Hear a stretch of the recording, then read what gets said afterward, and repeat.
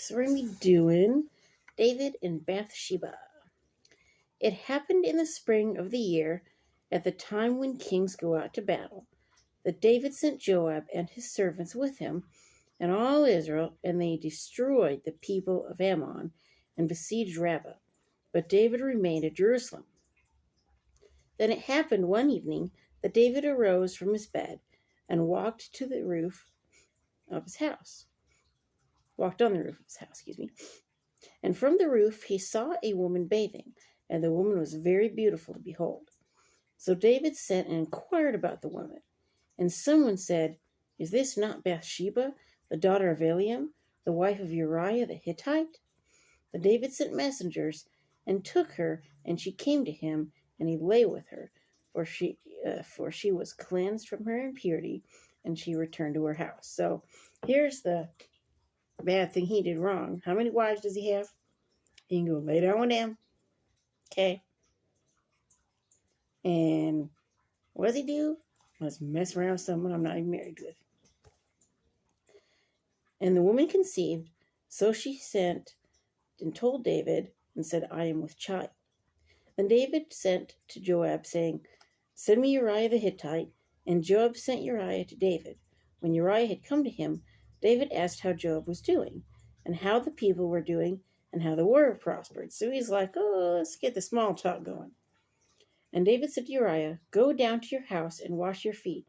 So Uriah departed from the king's house, and a gift of food from the king followed him.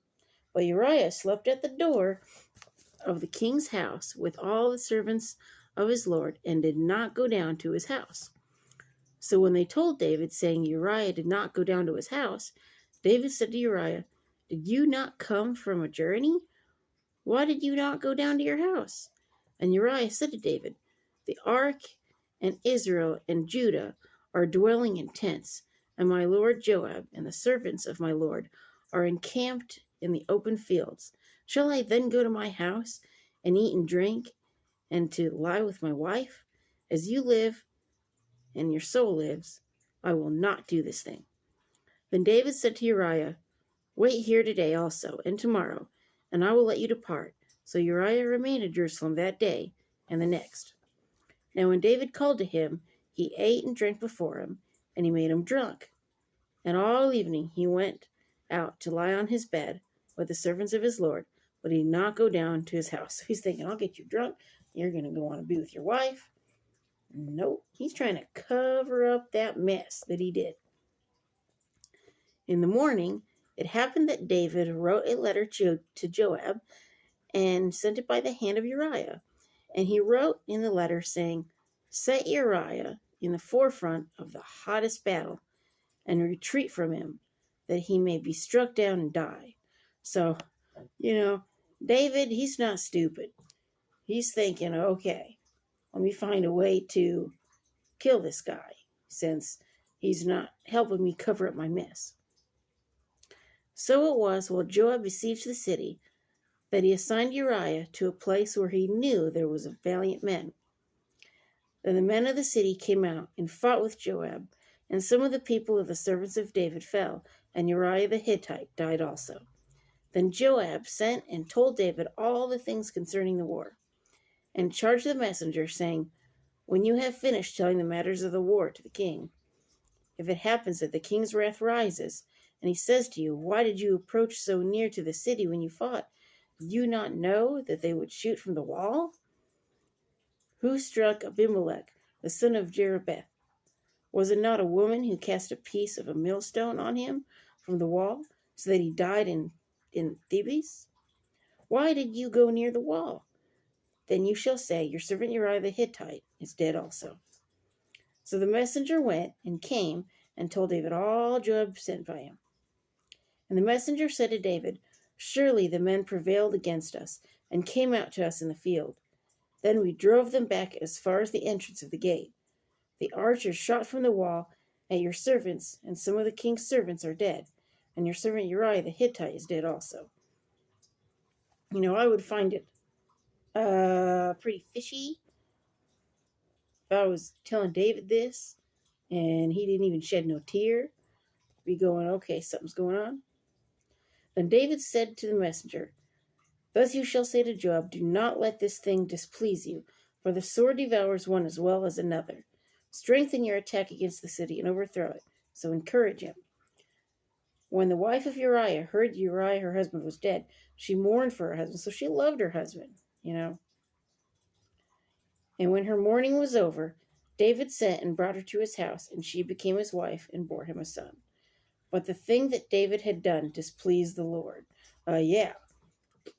And you're going to see pretty soon what's going to happen.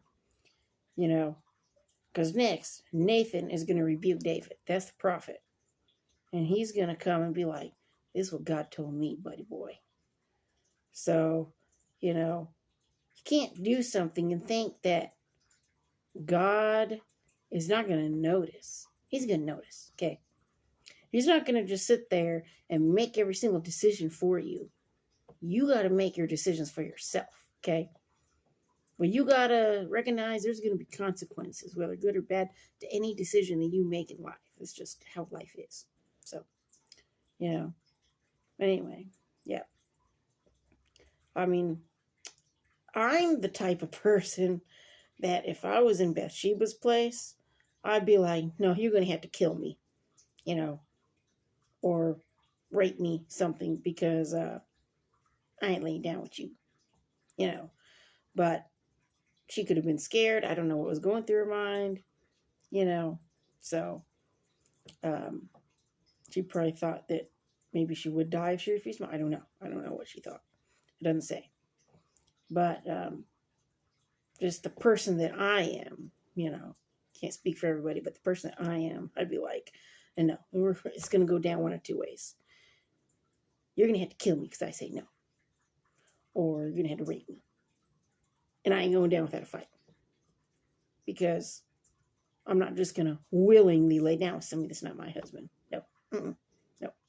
When I put this ring on, that meant one man only. He's the only man I've ever slept with and the only one I ever will. So, that's just me. That's my character.